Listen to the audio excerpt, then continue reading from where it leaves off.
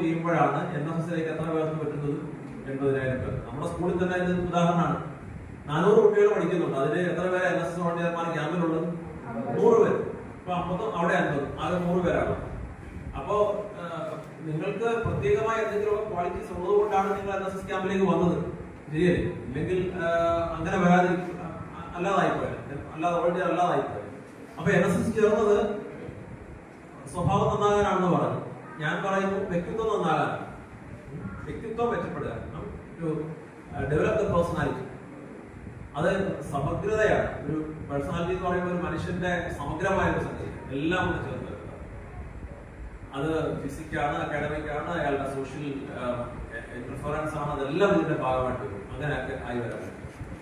അതിന് ആ വ്യക്തിത്വം വികസിക്കാൻ വേണ്ടി നമ്മൾ കണ്ടെത്തുന്ന മാർഗമാണ് ഏത്? നമ്മളുടെ സാമൂഹ്യ പ്രവർത്തനം.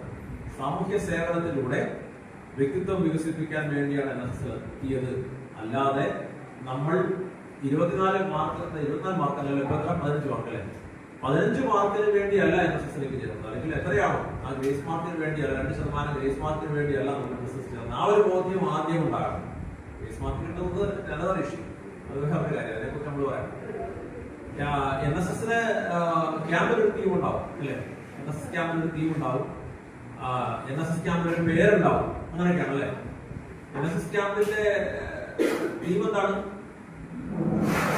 അല്ല ടീം അതല്ലല്ലോ, ടീം അങ്ങനല്ല ഞാൻ കേട്ടത്. എന്താ യുവത ഗ്രാമതയുടെ സമഗ്രതയ്ക്കായി. ഈ വാക്കുകളൊക്കെ ഒന്ന് പഠിച്ചു വെക്കണം, അല്ലെ? യുവത എന്ന് പറഞ്ഞാൽ യുവത്വം എന്നാണ്. ഗ്രാമത എന്താണെന്നുള്ളത് നിങ്ങൾ മനസ്സിലാക്കാം. എനിക്ക് അത് പൂർണ്ണമായും എനിക്ക് ഉൾക്കൊള്ളാൻ കഴിയില്ല. ഗ്രാമത എന്നൊരു വാക്ക് ശബ്ദധാരാവലിയിൽ നോക്കിയിട്ട് കിട്ടുന്നൊരു വാക്കാണ്. ഗ്രാമത, ഗ്രാമീണതയാണോ എന്താണെന്നറിയില്ല. ഗ്രാമത്തിന്റെ എന്നുള്ള അർത്ഥമാണ്. ഗ്രാമത്തിന്റെ സമഗ്രത എന്ന് വെച്ചാൽ ടോട്ടാലിറ്റി.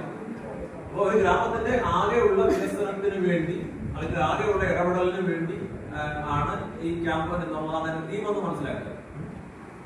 പുതിയൊരു വാക്ക് നമുക്ക് കിട്ടി എന്നുള്ളതാണ് ഈ ക്യാമ്പിന്റെ ഒരു പ്രത്യേകത. ഗ്രാമത എന്നൊരു വാക്ക് ഇതുവരെ ഞാൻ പലരോട് ചോദിച്ചിട്ട് എനിക്ക് കിട്ടാത്തൊരു വാക്കാണ്. പിന്നെ മറ്റൊന്ന് ക്യാമ്പിന്റെ പേരാണ്, അല്ലേ? പൊതുവെ മുതൽ ആ പേര് കാണാൻ പഠിച്ചിട്ടേ പോകാവുള്ളൂ. പൊതുവെ മുമ്പ് തന്നെ ക്യാമ്പിന്റെ പേര് പഠിച്ചിട്ടേ പോകാം. അതൊരു പ്രധാനപ്പെട്ട ഒരു കാര്യമാണ്. ഏത് ക്യാമ്പിലെ പങ്കെടുത്തെന്ന് ചോദിക്കുമ്പോൾ ഇനിയും ഒഴുകും മാനവ സ്നേഹത്തിന്റെ ജീവഹാനിയായോ? അങ്ങനെ തന്നെ പഠിക്കണം. മാനവ സ്നേഹത്തിന്റെ ജീവഹാനിയായെന്ന് പഠിക്കരുത്.